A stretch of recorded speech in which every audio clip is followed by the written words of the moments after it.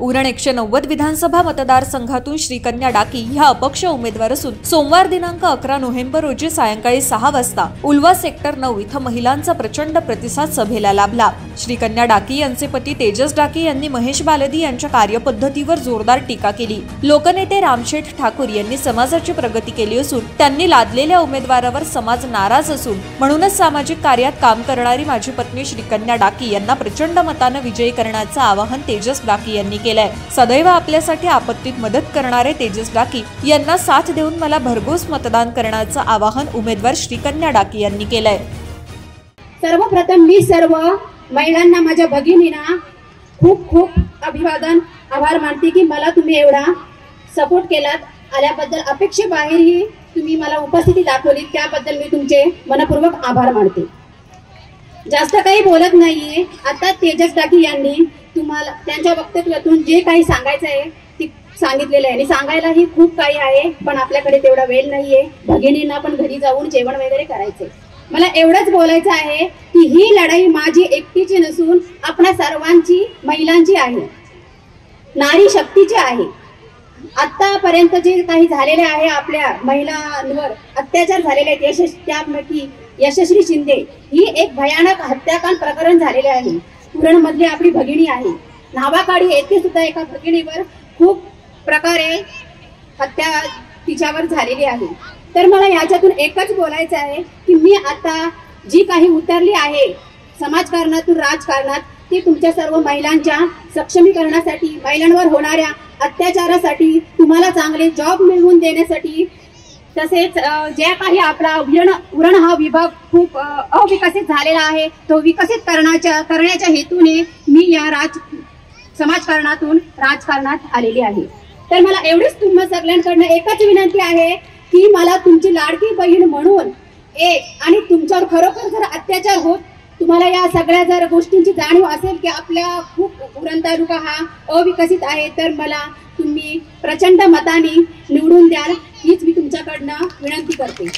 आणि माझ्या सर्व उरण तालुक्यातील जनसमुदायाला एकच आव्हान करते की आम्ही तुमच्यापैकीच एक सामान्य व्यक्ती आहोत। आम्ही या सारख्या माझ्या समोर बलाढ्य हे उमेदवार आहेत, त्यांच्याकडे खूप जनशक्ती आहे, आमच्याकडे तेवढे आपल्याकडे नाहीये, पण आम्ही एक समाजसेवा आतापर्यंत जी करत आलो त्याच्यातूनच आम्हाला अपेक्षा आहे की तुम्ही आम्हाला खूप प्रकारे प्रेम आणि योग्य मताने, भरपूर मताने मतदान करावं हीच विनंती आहे।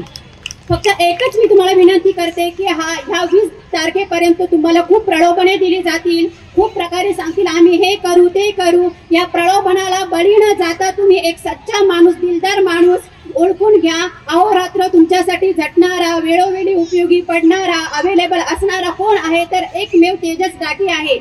याच्याकडे बघून तुम्ही योग्य मतदान करा, एवढीच मी विनंती करते आणि मला भरघोस मतांनी विजयी करा। थँक्यू।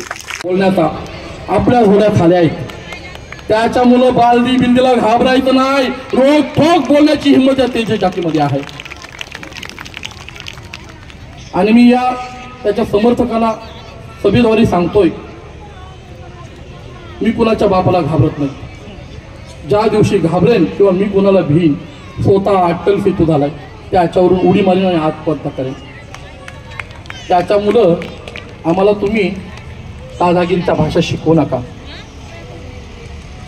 तरुणांना एकच आवाहन करतोय, अनेक तरुण सांगतात तेजस डाकी माझ्या गावात तुम्ही काय केलं, माझ्या गावात तो आलाच नाही। अरे मी समाजसेवक आहे यार, मी एक समाजसेवक आहे। जो माझ्या घरी आला त्याला मदत करण्याचा, त्याला सहकार्य करण्याचा, त्याला साथ देण्याचा मी प्रयत्न केलेला आहे। माझ्याकडे कुठला नेत नाही, मी कुठल्या पक्षाचा नाही, मी कुठून करणार? रस्ते असतील, तुमची तलाव असतील, मी कुठून करणार? मी काय करणार? तुमच्या गावात जर एखादा सांस्कृतिक, सामाजिक, क्रिकेट कुठलाही प्रोग्राम असेल त्याला सह करण्याचा प्रयत्न मी करू शकतोय। परंतु ज्या पद्धतीने आमच्या उरणमध्ये कामगारांवर, शेतकऱ्यांवर, मुलींवर जे काय अत्याचार, ज्या काही गोष्टी घडत आहेत त्या या गोष्टींचा विरोध म्हणून मी समाजसेवेतून राजकारणात आलेलो आहे। तरुणांना सांगतोय 20 तारखेला मतदान आहे, 23ला निकाल आहे। आपल्या समाजाला खेडेगावात कोणी विचारणार नाही नेते लोक। आता सुद्धा फक्त ते जाहीर सभा घेऊन प्रचार करत आहेत, ते रॅली सुद्धा काढायला तयार नाहीत, कारण त्यांनी तुम्हाला गृहीत पकडलेलं आहे। त्याच्यामुळे तरुणांनी ही निवडणूक हातात घेणं गरजेचे आहे. तरुणांनी विचार केला पाहिजे की यावेळी मतदान कुणाला करायचं, जो 24 तास आपल्यासाठी अवेलेबल आहे त्याच्यासाठी, की जो 24 तास स्वतःला फिरण्यामध्ये बिझी ठेवतो त्याच्यासाठी. ही तरुणांनी आता विचार करण्याची गरज आलेली आहे. मी 100% सांगतोय, उरण विधानसभामध्ये अनेक अशी गाव आहेत की तिथे मी गेलो नाही, परंतु भविष्यात 100% पोहोचण्याचा प्रयत्न करेन. एक समाजसेवक म्हणून जेवढी मला समाजाची सेवा करायची होती तेवढी मी करतोय आणि केलेली आहे. आमच्यासारखा मिडल क्लास आहे. आम्ही एक विचार केला, एक ठराव केला दोघांनी की एक सीम मी श्रीकंठला सांगितलं आपण काहीतरी असं करूया जेणेकरून आपलं बघून लोक दुसरीकडे सुरू करतील. आम्ही ठरवलं की चला मुलगी जर जन्माला आली तर 5,000 रुपये देऊ, मुलींच्या लग्नासाठी 25,000 रुपये देऊ आणि गावात जर कोणाचं दुःखद घटना घडली तर त्याच्यासाठी 10,000 रुपये देऊ. हे कशासाठी आम्ही सुरू केलं की आपल्यासारखा जर मिडल क्लास हे जर करू शकतोय तर अनेक करोडपती श्रीमंत लोक या समाजात आहेत, आपलं बघून ते करू शकतात. परंतु चॅलेंज देऊन सांगतोय, अशी स्कीम भारत देशात कुठेही नाही. जी माझ्या बोरखार गावात स्कीम चालू आहे ही स्कीम भारत देशात कुठेही नाही. आज समाजसेवा करत असताना मी राजकारणात आलो. कशासाठी आलोय? आगरी, कोली, कराडी, मराठी, कुणबी, वंचित असेल या समाजाचं अस्तित्व टिकवण्यासाठी आलोय. आणि जे बोलतात आम्ही जातपात बघत नाहीत, जा राजस्थानमध्ये निवडणुका लढवा, 100 मतं पडतात की बघा. आपल्या आगरी, कोली जो मराठी समाज आहे हा समाज हा दिलदार, मोठ्या दिलाचा आहे. आपण सर्व काही करू शकतो, पण जेव्हा आपण राज्याच्या बाहेर जाऊ ना, अनुभव घ्या.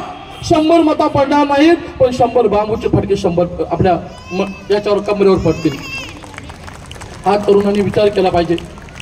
आज दिवा पाटील साहेबांचा राजकारणामध्ये मोठा प्रमाणात उपयोग केला. अनेक नेते मंडळी, तरुण पुरुष मिठू मिठू पिटू पिटू नुसतं बोलायला लागले होते. मला वाटलं साला खरोखर दिवा पाटील साहेबांवर यांचं प्रेम आहे आणि खरोखर यांना त्यांचं नाव मिळावं ही त्यांच्या मनातली इच्छा आहे. पण आज बघतोय तर काय, त्या बालदी साहेबांच्या स्टेजवर आपले मिठू मिठू पोपट बोलणारे त्याच्या गळ्यात त्याची काय बोलतात पट्टा घालून बसलेले आहेत. अरे जनाची नाही मनाची तरी लाज बाळगा, काय करतोय आपण, काय चाललंय.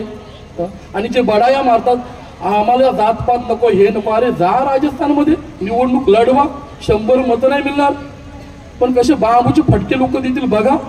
आपण आपल्या आगरी, कोली, कराडी समाजाने किती मुदिलदारपणा दाखवायचा. आज मी या ठिकाणी का सभा घेतली याचं सुद्धा एक कारण आहे. मी खेडोपाडी गावी गावी ही सभा घेणार होतो, परंतु आज उलवे नौडमध्ये ही सभा का घेतली असं एक कारण आहे.